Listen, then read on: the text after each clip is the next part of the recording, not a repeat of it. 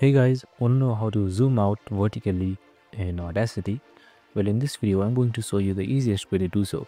So let's get right into it. So first stop, launch Audacity and import any audio that you like. So let's say you zoom in right here. Zooming out is really easy. So you can see this magnifying glass right here. Click on the negative magnifying glass. You can easily zoom out just like that. You can zoom out as per your choice. So now you can also use other buttons such as Ctrl+3. This will work the same for zooming out. You can also hold Ctrl and then scroll down. So here you can see as I scroll down, the audio has been zoomed out. So it's as easy as that. So that's it. I hope this video helped. If it did, make sure to like, subscribe and tune in with us for more related videos. I'll see you in the next one.